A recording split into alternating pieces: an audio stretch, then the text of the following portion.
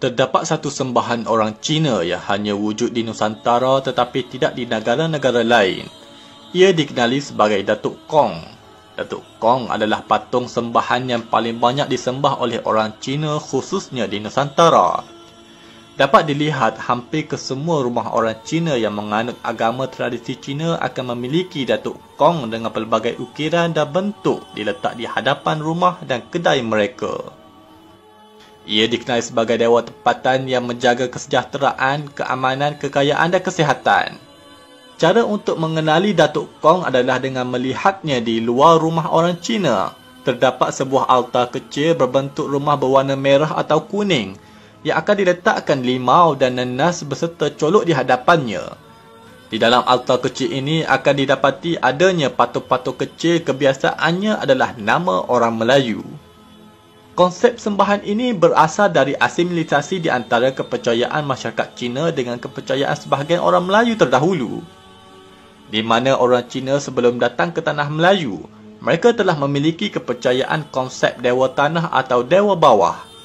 Yang mana dewa itu terdiri dari roh, yakni individu sama ada raja, orang dermawan, orang yang baik telah meninggal dunia. Lalu individu tersebut disembah dan dianggap sebagai roh yang akan menjaga mereka di sekitar daerah tersebut. Ia dikenali sebagai Tudi Shen atau Tudi Gong.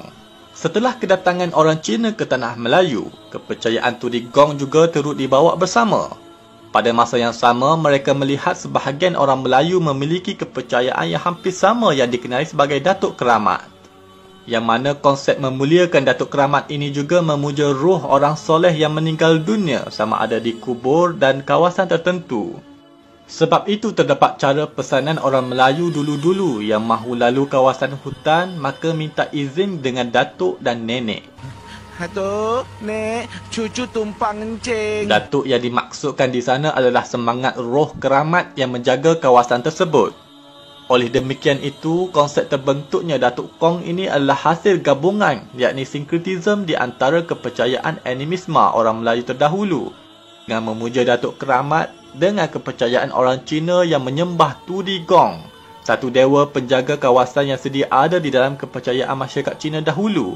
Lalu asimilisasi dari kepercayaan ini terbentuk konsep kepercayaan Datuk Kong yang rata-rata orang Melayu telah meninggal dunia. Mengikut kepercayaan orang Cina, keramat memerlukan pemujaan dari manusia.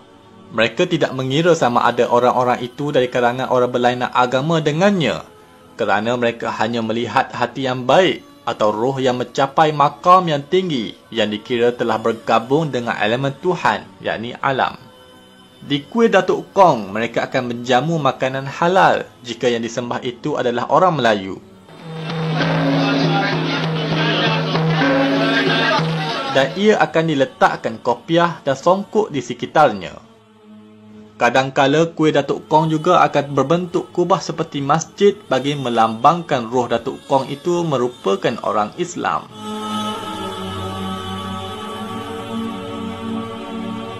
Mereka percaya Datuk Kong yang merupakan salah satu cara mereka berdoa untuk mereka mendapatkan kebaikan dari rohnya. Dengan istighosah atau meminta dengan roh orang soleh ataupun orang baik. Mereka akan memiliki satu ritual menurun. Seseorang akan melakukan ritual tertentu dengan asap kemenyan, bacaan mentera sehingga dia dirasuk oleh roh Datuk Kong.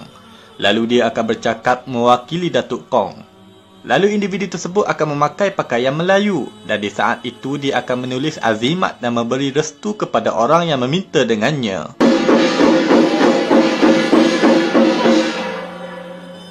Assalamualaikum. Waalaikumsalam. Datuk. Pada setiap perayaan Islam atau hari keraiyaan orang Melayu, mereka juga akan menjamu dan melakukan ritual meraihkan hari raya bersama dengan Datuk Kong. Selamat Hari Raya Aidilfitri. Puaslah. Barang tak mania sikit aja.